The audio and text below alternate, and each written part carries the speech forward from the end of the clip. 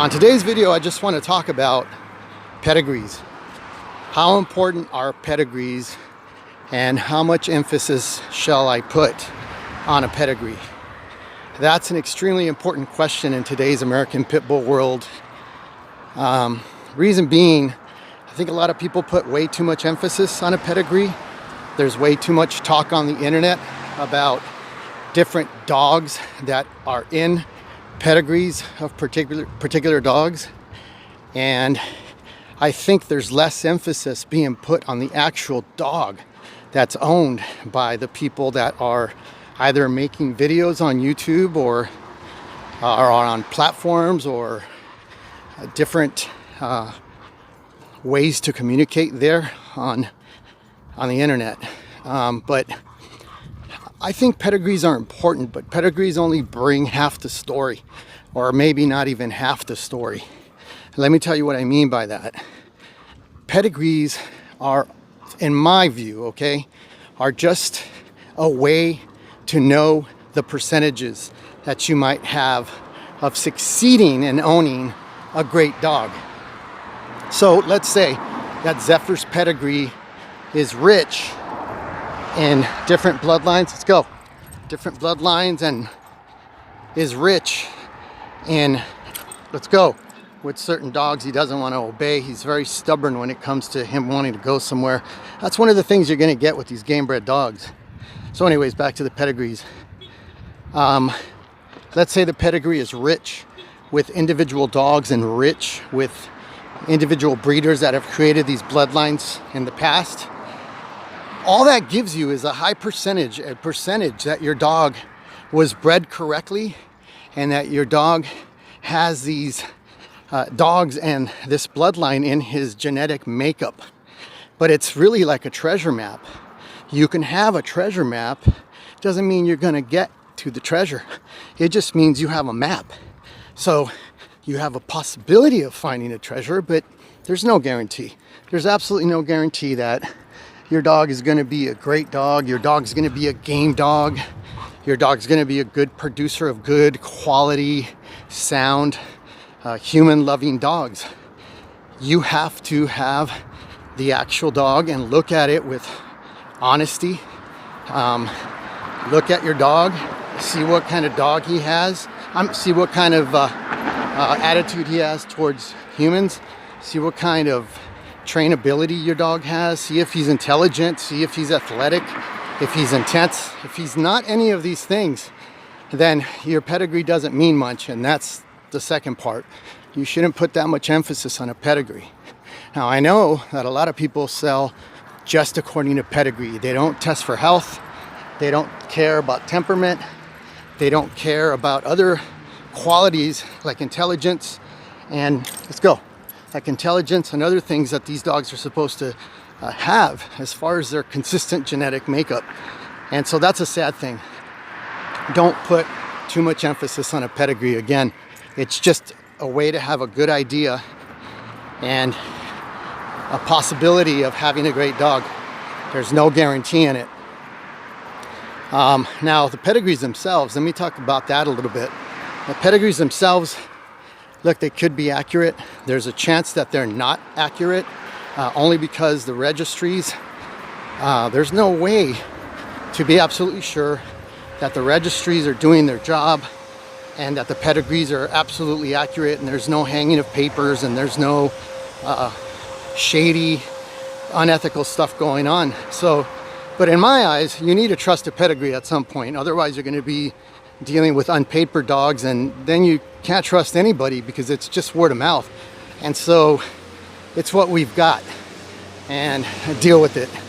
It's what we've got. It's not perfect, but if your dog's registered with, like, let's say the ADBA, look, I'm going to trust them. I'm not a big conspiracy guy. I don't believe in a bunch of the conspiracies that are going on. They're laughable to me. So I want to trust the authority that's around me. And so just like I trust the law of the land and I obey the law of the land like God says to, I'm going to trust the authority.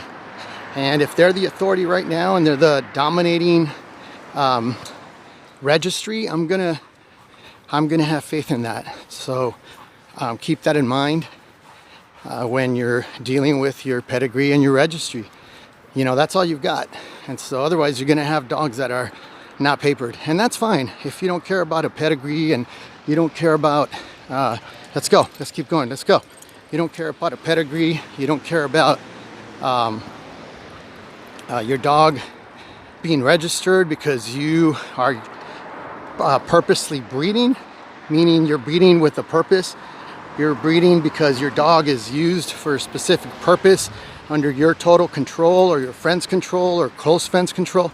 Good, all the power to you, that's good, but that doesn't represent the majority of the people that own these dogs.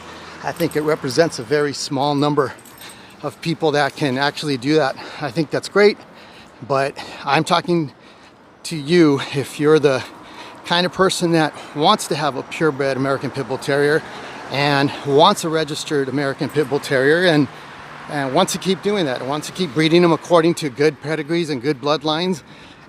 Again, like the beginning of the video, put more emphasis on the actual dog that's standing in front of you. A pedigree is only as good as the dog that's standing in front of you. That's what I have to say. So make sure that your dog is good if you are going to breed him. Now, if you just bought him as a pet and you're not intending on breeding him and you just want to show him confirmation, or you want to do some type of controlled competition like weight pulling and wall climbing and I don't know, treadmill racing, whatever else is available, that's fine. But again, even in that, your dog's only as good as the dog standing in front of you. So all right, hope you guys enjoyed a little bit of information on pedigrees, how much emphasis to put on them, and what the pedigrees really bring with them.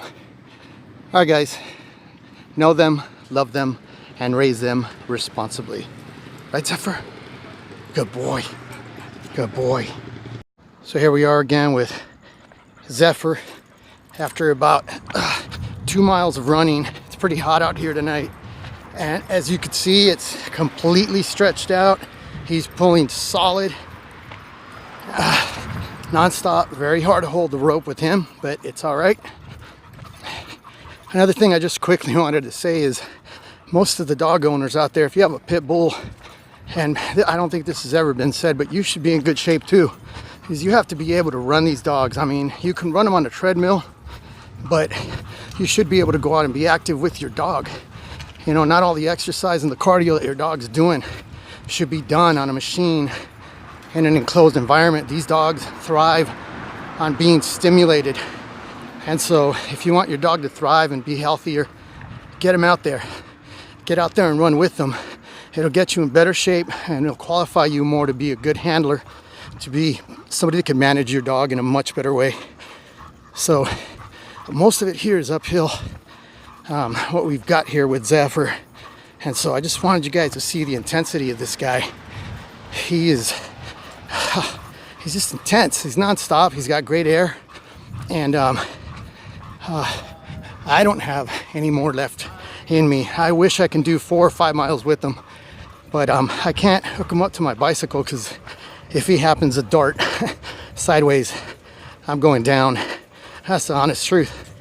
So I'm not pretending like I have full and absolute control of this guy. This is the fence where there's usually dogs back here, but he's gonna be all right, I hope. He's fine. Looks like their fence is good all the time. Let's go. Yeah. Come on.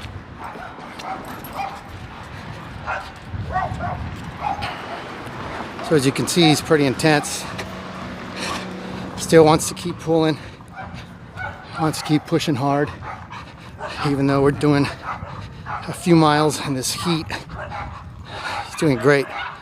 So we started when the sun was out and we're coming home as the sun sets here in SoCal. And I wanted also to touch on something lightly, and I'll upload more stuff on this, but the stuff that I'm telling you and the knowledge I'm trying to share with you guys is specifically and uniquely for you that have these dogs in the inner city. A lot of things transcend between owning them in the city or in the country, but a lot of things don't. You don't have the opportunities that they have, and they don't have the opportunities or some of the responsibilities that we have. Having acreage around your house is a beautiful thing when you have these dogs. I think they do great in that environment. They probably do better than in the city. In fact, I know they do. I think they're more useful that way, but the truth of the matter is millions upon millions of people own them in the city. So I think these videos are valuable to see how to keep them trained, keep them managed, keep them well exercised and tired, so you can thrive along with your dog and you can better the breed. Let's go, Zeph. Let's go. Let's go. Good. Good boy. Good boy. All right. Thanks again, guys. Enjoy it.